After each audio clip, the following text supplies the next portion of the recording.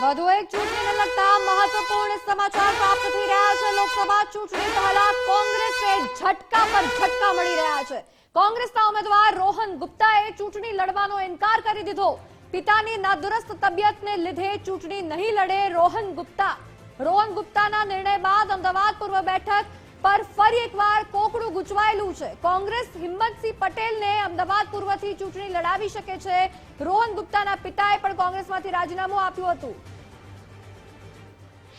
વર્ષ પહેલા એમની બાયપાસ સર્જરી કરવામાં આવી હતી અને કાલે રાત્રે એમનું હાર્ટ પમ્પિંગ રેટ 25% હતું અને આજે આઈસીયુમાં છે અને ડોક્ટરે એન્જિયોગ્રાફી કરવાનું કીધેલું છે અને અનકોન્શિયસ કાલે થઈ ગયા હતા, એટલે અત્યારે સ્ટેબલ છે, આઈસીયુમાં છે અને બપોર પછી એન્જિયોગ્રાફી કરીને એમને એમના રૂમમાં લાવવામાં આવશે। અને સાથીઓ, હું એટલા માટે જ આજે આપની વચ્ચે ઉપસ્થિત છું કે ઘણી વખત એવું બન્યું હોય કે જ્યારે કોઈના ઉપર આક્ષેપ થતા હોય, અને મેં ભૂતકાળમાં પણ જોયું, ક્યારે પણ બોલ્યો નથી, આપ સૌ જાણો છો, મને ખોટા આક્ષેપો થાય, ચૂપ કેમ રહ્યા? કારણ કે જે વ્યક્તિની અંડરમાં ટ્રેન થયા હતા એમને કીધું હતું કે પાર્ટી ફર્સ્ટ। પણ આજે હું તમારી સમક્ષ એટલે જ આવ્યો છું કે જે ગઈકાલ રાતથી અમુક મેં કમેન્ટ્સ જોઈ, પહેલા તો હું એમ કહું કે આ ટિકિટ મેં કેમ લીધી, શાના માટે મેં લીધી?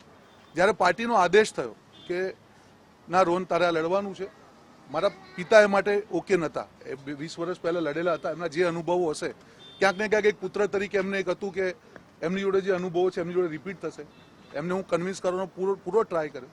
પાર્ટીએ જ્યારે મને આદેશ આપ્યો કે ના રોહન લડવાનું છે, મેં એને સ્વેચ્છાએ સ્વીકાર્યો અને જે મારી જોડે સાથીઓ જોડાયેલા છે, મારી ટીમના હર્ષભાઈ હોય ને તમામ લોકો, એ જ દિવસથી લાગી ગયા 100 માણસની ટીમ ઊભી કરી, મધ્યસ્થ કાર્યાલયના ઓપનિંગની તારીખ 23 નક્કી કરી, ગઈકાલે હિંમતસિંહભાઈના ત્યાં બેસીને બાપુનગરનું સંમેલન 20 તારીખનું અમે નક્કી કર્યું, ડોર ટુ ડોરનો રૂટ અમે નક્કી કર્યો, બધી જ વસ્તુ જે વ્યવસ્થા કરવાની હોય, ખાવાની હોય, મંડપની હોય, આ એક અઠવાડિયામાં હું ઘણા સાથીઓને મળ્યો પણ નહીં કે બધું મને ટાઈમ મળ્યો છે, મને વ્યવસ્થા, એટલે એક આ વખતે એવી ચૂંટણી લડીને બતાવી હતી કે એક મેસેજ જાય કે આખા દેશમાં મેં ઇલેક્શન મેનેજમેન્ટનું કામ કર્યું છે, કઈ રીતે ચૂંટણી લડાય અને અમદાવાદથી મારું ભવિષ્ય જોડાયેલું છે।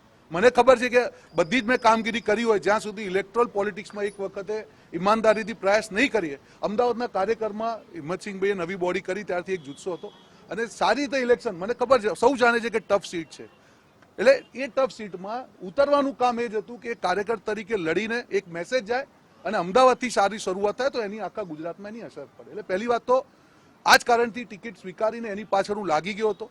જ્યારે ગઈકાલની હું વાત કરું, આપણે 4 દિવસથી લગભગ 16 તારીખથી મારા ફાધર એડમિટ છે આઈસીયુમાં, ઘણી બધી ચર્ચા થઈ કે એમ એક પિતા તરીકે એમનો ડર હતો, દર 15 મિનિટે એમને એન્ઝાયટી એટેક આવતા કે બીપી વધી જાય। ઘણા બધા મારા સાથીઓ, બધા જ હિંમતસિંહભાઈ, શૈલેષભાઈ, બિમલભાઈ, પંકજભાઈ, બધા જ સાથીઓ મારી સમક્ષ, શક્તિસિંહભાઈ, બધાએ બનતો પ્રયત્ન કર્યો। એક ફાધર એક ઇમોશનલ વ્યક્તિ હોય છે, એમને મળવા આવ્યા ત્યારે પણ એમણે કીધું કે ના, મને ડર લાગે છે, હું કાલે મારા પુત્ર જોડે કંઈ ખોટું થાય, મેં ત્યારે પણ કીધું કે નહીં પપ્પા, આપણે કરશું અને પાર્ટીના સૈનિક તરીકે કામ કરશું।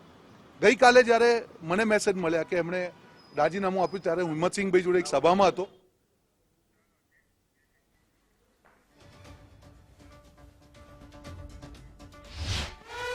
ફરી એકવાર ગુજરાત